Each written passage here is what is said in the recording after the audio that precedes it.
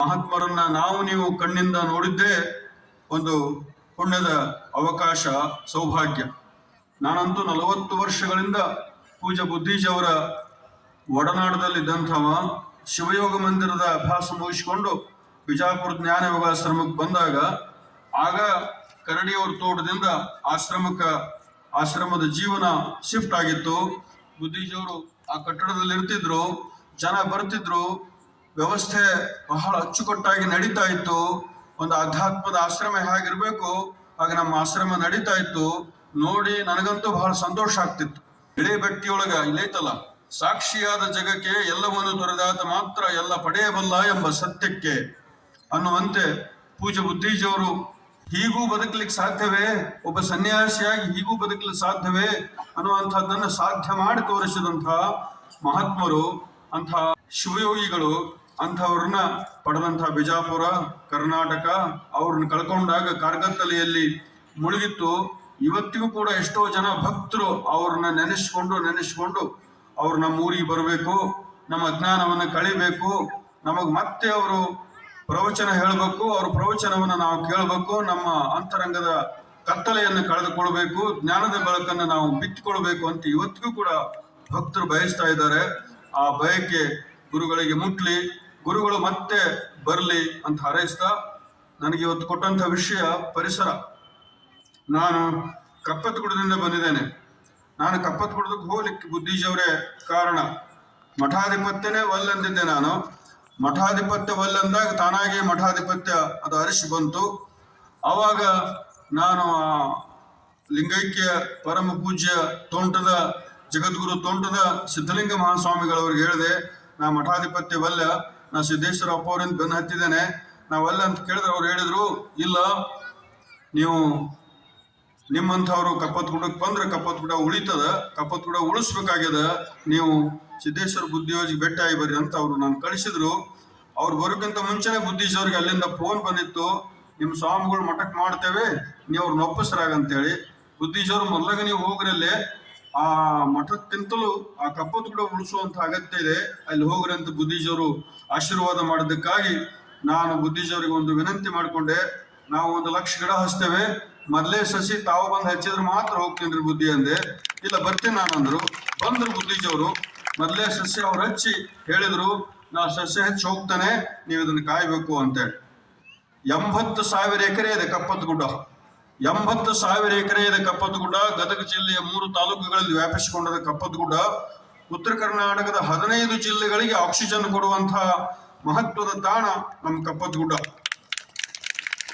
10 ಬಾವಿಗಳಿಗೆ ಒಂದು ಕೆರೆ ಸಮ, 10 ಕೆರೆಗಳಿಗೆ ಒಂದು ಸರೋವರ ಸಮ, 10 ಸರೋವರಗಳಿಗೆ ಒಂದು ಸಾಗರ ಸಮ, 10 ಸಾಗರಗಳಿಗೆ ಒಬ್ಬ ಸತ್ಪುತ್ರ ಸಮ, 10 ಜನ ಸತ್ಪುತ್ರಿಗೆ ಒಬ್ಬ ಹೆತ್ತ ತಾಯಿ ಸಮ, 10 ಜನ ಹೆತ್ತ ತಾಯಂದ್ರಿಗೆ ಒಂದು ಮರ ಸಮ, ಒಂದು ಗಿಡ ಸಮ. ನೀರು ನಿಲ್ಲಿಸಿದರೆ ನಿತ್ಯೋತ್ಸವ, ನೀರು ಹರಿಬಿಟ್ಟರೆ ಮೃತ್ಯೋತ್ಸವ. 2003ನೇ ಇಸ್ವಿಯೊಳಗೆ ನಾನು ನಂದಿವೇರಿ ಮಠದ ಪಟ್ಟಾಧಿಕಾರ ಸ್ವೀಕಾರ ಮಾಡಿದಾಗ ನಮ್ಮ ಮಠ ಯಾವ ಹಳ್ಳದ ದಂಡಿ ಕಟ್ಟಿದ್ರು ಆ ಬಂಗಾರದ ಹಳ್ಳ ಅದು ಬತ್ತೋಗಿತ್ತು.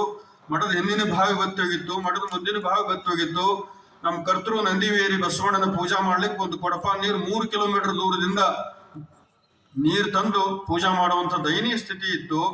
ಹಾಗಾಗಿ ನಾವು 3 ಕೆಲಸ ಅಲ್ಲಿ ಮಾಡ್ಬೇಕಾಯ್ತು. ಒಂದು ಮರ, ಇನ್ನೊಂದು ಮಣ್ಣು, ಮತ್ತೊಂದು ನೀರು. ಮಣ್ಣಿನ ಬಗ್ಗೆ ನಾವು ಲಕ್ಷ್ಯ ಕೊಡ್ಬೇಕು. ಪರಿಸರದಲ್ಲಿ ಬಹಳ ಮಹತ್ವದ ಮಣ್ಣು. ಮಣ್ಣಂದ್ರೆ ರೈತನ ಕಣ್ಣಿದ್ದಂಗ, ಮಣ್ಣಂದ್ರೆ ನಾಡಿನ ಪುಣ್ಯ ಇದ್ದಂಗ. ಮಣ್ಣ ಹೋದಂದ್ರ ರೈತನ ಕಣ್ಣ ಹೋದಂಗ, ನಾಡಿನ ಪುಣ್ಯ ಹೋದಂಗ, ದೇಹದ ಮೇಲೊಂದು ಹುಣ್ಣಾದಂಗ. ಹಾಗಾಗಿ ನೀವು ಎಷ್ಟು ಮಂದಿ ಇಲ್ಲಿ ಆಶ್ರಮಕ್ಕೆ ಬರ್ತೀರಿ, ನಿಮ್ಮ ಹೊಲಕ್ಕೆ ಹೋಗ್ರಿ, ಹೊಲದ ಮಣ್ಣು ನೋಡ್ರಿ. ಹೊಲ ನೋಡೋ ಇಳಕಲಿ, ಮಣ್ಣೆಲ್ಲ ಸವಕಳಿ ಅಂದಂಗ ಒಂದ ಮಳೆ ಆತಂದ್ರೆ ಮಣ್ಣೆಲ್ಲ ಹೋಗಿ ಬಿಡ್ತದ. ಒಂದು ಭವಿಷ್ಯ ಮಣ್ಣು ಮಾಡಕ್ ಆಗೋಲ್ಲ ಮನುಷ್ಯನಿಗೆ. ಆದ್ರೆ ಹೊಲದ ಮಣ್ಣು ಅದು ಬಹಳ ಮಹತ್ವದ್ದು. ಹಾಗಾಗಿ ನಾವು ಹೊಲ ಅನ್ನೋದಲ್ಲ, ಭೂಮಿ ತಾಯಿ ಅಂತೇವೆ. ಭೂಮಿ ತಾಯಿ ಅಂತೇವೆ. ಆ ಭೂದೇವಿಯನ್ನ ಆ ಮೂಲಕವೇ ರಕ್ಷಿಸಿ ಮಣ್ಣನ್ನು ರಕ್ಷಣೆ ಮಾಡುವಂತಹದ್ದು ತುಂಬಾ ಅಗತ್ಯ ಇದೆ. ಆ ಮಣ್ಣು ರಕ್ಷಣೆ ಆಗ್ಬೇಕಂದ್ರ ಅದಕ್ಕೆ ನೀರು ಕೊಡ್ಬೇಕು. ನೀರಂದ್ರ ಮಳೆಯಿಂದ ಬೀಳುವಂತ ಪ್ರತಿ ಹನಿ ನೀರು ಕೂಡ ತುಂಬಾ ಅಗತ್ಯವಾಗಿರುವಂತಹದ್ದು. ಓಡಿ ಹೋಗೋ ನೀರು ತಡೆದು ಹೋಗುವಂಗ, ತಡೆದು ಹೋಗೋ ನೀರು ನಡೆದು ಹೋಗುವಂಗ, ನಡೆದು ಹೋಗೋ ನೀರು ನಿಂತು ಹೋಗುವಂಗ, ನಿಲ್ಲುವಂತ ನೀರನ್ನ ಅಲ್ಲೇ ಇಂಗಿಸುವಂಗ ಮಾಡುವಂತಹ ಅಗತ್ಯ ಇದೆ. ಮಳೆಯಿಂದ ಬೀಳುವಂತ ಪ್ರತಿ ಹನಿ ನೀರು ಕೂಡ ಅದು ನೀರಲ್ಲ, ಅದು ಅಮೃತ. ಅದನ್ನು ತುಪ್ಪದ ಉಪಾದಿಯಲ್ಲಿ ಬಳಸುವಂತಹ ಕಾಲದಲ್ಲಿ ನಾವಿದ್ದೇವೆ. ಹಾಗಾಗಿ ಮಳೆ ನೀರಿನ ಕೊಯ್ಲು ತುಂಬಾ ಅಗತ್ಯವಾಗಿರುವಂತಹದ್ದು. ನಮ್ಮ ಕಪ್ಪತ್ತಗುಡದಲ್ಲಿ ಮಣ್ಣನ್ನ ಮತ್ತು ಮಳೆ ನೀರನ್ನ ಕೊಯ್ಲು ಮಾಡುವುದರ ಜೊತೆಗೆ ಮರಗಳನ್ನು ರಕ್ಷಣೆ ಮಾಡಿದೆ. ಲಕ್ಷ ಲಕ್ಷ ಗಿಡ ಮರಗಳು ನಮ್ಮ ಕಪ್ಪತ್ತಗುಡದಲ್ಲಿದ್ದಾವೆ. ಔಷಧೀಯ ಸಸ್ಯಗಳು. Kappat hills is famous for the medicinal plants. ಕಪ್ಪತ್ತಗುಡ್ಡ ವಿಶೇಷವಾಗಿ ಅದು ಔಷಧಿ ಸಸ್ಯಗಳಿಗೆ ಹೆಸರಾಗಿರುವಂತಹದ್ದು. ಎಪ್ಪತ್ತಗಿರಿ ನೋಡೋಕ್ಕಿಂತ ಕಪ್ಪತ್ತಗಿರಿ ನೋಡ್ಬೇಕಂತಾರ. ಯಾಕಂದ್ರೆ ಎಪ್ಪತ್ತಗಿರಿಯಲ್ಲಿ ಸಿಗುವಂತಹ ಎಲ್ಲ ಔಷಧಿ ಸಸ್ಯಗಳು ನಮ್ಮ ಕಪ್ಪತ್ತಗುಡ್ಡದಲ್ಲಿದ್ದಾವೆ. ಹಾಗಾಗಿ ಕಪ್ಪತ್ತಗುಡ್ಡ ಉತ್ತರ ಕರ್ನಾಟಕದ 15 ಜಿಲ್ಲೆಗಳಿಗೆ ಶುದ್ಧ ಹವೆಯನ್ನು ಕೊಡುವಂತಹ ಕಪ್ಪತ್ತಗುಡ್ಡ, ಮಳೆ ಬೆಳೆ ಕೊಡುವಂತಹದ್ದು ಕಪ್ಪತ್ತಗುಡ್ಡ. ಅದಕ್ಕೆ ಹಳ್ಳ್ಯಾಗ ಅಂತಾರಲ್ಲ, ಗುರ್ಜಿ ಅಲ್ಲಡಿ ಬಂದಿ, ಹಳ್ಳ ಕೊಳ್ಳ ಹರಿದಡಿ ಬಂದಿ. ಕಾರ್ ಮಳೆಯೇ ಕಪ್ಪತ್ತು ಮಳೆಯೇ. ಆ ಕಪ್ಪತ್ತು ಮಳೆ ಅಂದ್ರೆ ಕಪ್ಪತ್ತಗುಡ್ಡದ ಮಳೆನೇ ಅದು. ಕಪ್ಪತ್ತಗುಡ್ಡಕ್ಕೆ ಮಳೆ ಆದ್ರ 15 ಜಿಲ್ಲೆಗಳು, ಉತ್ತರ ಕರ್ನಾಟಕದ 15 ಜಿಲ್ಲೆಗಳು ಸಮೃದ್ಧ ಆಗ್ತಾವ. ಇತ್ತೀಚೆಗೆ ದೇಶದಲ್ಲಿ ಒಂದು ಸಮೀಕ್ಷೆ ನಡೀತು. ಶುದ್ಧ ಹವೆಯಲ್ಲಿ 132 ನಗರಗಳಲ್ಲಿ ಗದಗ ಜಿಲ್ಲೆ ನಂಬರ್ 1 ಬಂತು. ಅದಕ್ಕೆ ಕಾರಣ ನಮ್ಮ ಕಪ್ಪತ್ತಗುಡ್ಡ. ಹಾಗಾಗಿ ಕಪ್ಪತ್ತಗುಡ್ಡವನ್ನು ಉಳಿಸುವಂತಹ ಅಗತ್ಯ ಇವತ್ತಿದೆ. ಇವತ್ತು ಕಪ್ಪತ್ತಗುಡ್ಡ ಉಳಿದದ. ಅದು ಸಂರಕ್ಷಿತ ಅರಣ್ಯ ಪ್ರದೇಶ ಆಗಿತ್ತು, ವನ್ಯಜೀವಿ ಧಾಮ ಆಯ್ತು, ಈಗ ಪರಿಸರ ಸೂಕ್ಷ್ಮ ವಲಯ ಆಗ್ಯದ. ಹೀಗಾಗಲಿಕ್ಕೆ ಕಾರಣ ಪೂಜ್ಯ ಬುದ್ಧೀಜಿ ಅವ್ರ ಆಶೀರ್ವಾದದಿಂದ ಇವತ್ತು ಕಪ್ಪತ್ತಗುಡ್ಡ ಉಳಿದದ. ಕಪ್ಪತ್ತಗುಡ್ಡದ ಹೋರಾಟ ಯಶಸ್ವಿಯಾದಾಗ ಬುದ್ಧೀಜಿ ಅವ್ರು ಬಹಳ ಸಂತೋಷ ಪಟ್ರು. ಅವ್ರು ಹೇಳಿದ್ರು, ನೀವು ದೊಡ್ಡ ಮಠ ಕಟ್ಟಿ ದೊಡ್ಡ ಕಾರ್ಯಕ್ರಮ ಮಾಡಿದ್ರೆ ನಿಮಗೆ ಇಷ್ಟು ಹೆಸರು ಬರ್ತಿದ್ದಿಲ್ಲ. ಕಪ್ಪತ್ತಗುಡ್ಡ ಉಳಿಸಿದ್ದಕ್ಕೆ ನನಗೆ ಬಹಳ ಸಂತೋಷ ಆಗ್ಯದ. ನನ್ನಂಗೆ ಕರ್ನಾಟಕದಲ್ಲಿ ಬಹಳ ಮಂದಿ ಸಂತೋಷ ಪಟ್ರು ಅಂತ ಬುದ್ಧಿಯವರು ಹೇಳಿದ್ರು. ಅದು ಬುದ್ಧೀಜಿ ಅವರಿಗೆ ಸಂತೋಷ ಕೊಟ್ಟಂತಹ ಸಂಗತಿ. ಇವತ್ತೇನಾಗ್ಯದ, ವಿಶ್ವಸಂಸ್ಥೆಯವರು global warming and climate change ಅಂತ ಹೇಳ್ತಿದ್ರು ಮೊದಲಿಗೆ. ಈಗ ಅದು ಬದಲಾಗ್ಯದ. ಗ್ಲೋಬಲ್ ವಾರ್ಮಿಂಗ್ ಹೋಗಿ ಗ್ಲೋಬಲ್ ಬರ್ನಿಂಗ್ ಆಗ್ತಾ ಇದೆ. ಕ್ಲೈಮೇಟ್ ಚೇಂಜ್ ಆಗ್ಲೇಬೇಕಾಗ್ಯದ. ಅದಕ್ಕೆ ನಮ್ಮ ವೈಯಕ್ತಿಕ ಒಟ್ಟದೊಳಗ ನಾವು ಗಿಡ ಮರಗಳನ್ನು ಉಳಿಸಿಕೊಂಡು ಬೆಳೆಸುವಂತಹ ಅಗತ್ಯ ಇದೆ. ಚನ್ನವೀರ ಕಣಿಯವರ ಒಂದು ಕವನ ನಿಮ್ಮ ಅವಗಾಹನೆ. ಆ ಗಿಡ ಈ ಗಿಡ ಒಂದೊಂದು ಜೇಂಗೊಡ, ಆ ಗಿಡ ಈ ಗಿಡ ಒಂದೊಂದು ಜೇಂಗೊಡ, ಬಾಂದೇವಿಗೆ ನೆಲದಾಯಿಯ ಹೊಂಗೊಂಡೆಯ ಹೊಂಗೊಡ.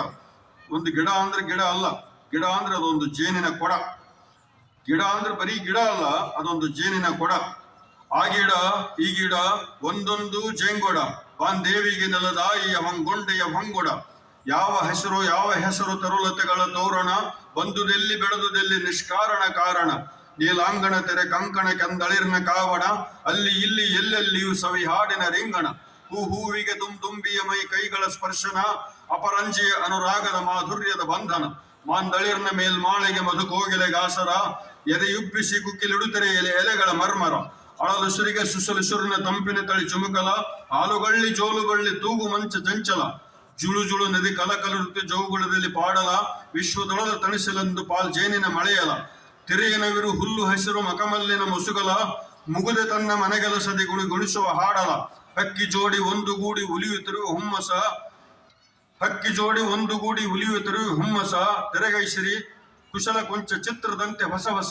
ಆ ಗಿಡ ಈ ಗಿಡ ಒಂದೊಂದು ಜೇಂಗೊಡ, ಬಾಂದೇವಿಗೆ ನೆಲದಾಯಿಯ ಹೊಂಗೊಂಡೆಯ ಹೊಂಗೊಡ. ಇಂಥ ಗಿಡ ಮರಗಳನ್ನು ಉಳಿಸಿ ಬೆಳೆಸುವಂತಹದ್ದು ತುಂಬಾ ಪ್ರಿಯವಾದಂತಹ ಕೆಲಸ ಆಗಿತ್ತು ಬುದ್ಧಿಯವರಿಗೆ. ಅದನ್ನ ಅವರು ಪೂಜೆ ಅಂತಾನೆ ಹೇಳ್ತಾ ಇದ್ರು. ಪ್ರಕೃತಿ ಪೂಜೆಯೇ ಪರಮನ ಪೂಜೆ, ಪ್ರಕೃತಿ ಆರಾಧನೆ ಪರಮನ ಆರಾಧನೆ ಅಂತೇಳಿ. ಪ್ರವಚನ ಬಿಟ್ಟುಕೊಳ್ಳೆ ಬುದ್ಧಿಯವರು ವಾಕಿಂಗ್ ಹೋಗ್ತಿದ್ರು. ವಾಕಿಂಗ್ ಎಲ್ಲಿ ಹೋಗ್ತಿದ್ರು, ಎಲ್ಲಿ ಗಿಡ ಮರಗಳದಾವು, ಎಲ್ಲಿ ಶುದ್ಧ ಆಕ್ಸಿಜನ್ ಇತ್ತು ಅಲ್ಲಿ ಹೋಗ್ತಾ ಇದ್ರು.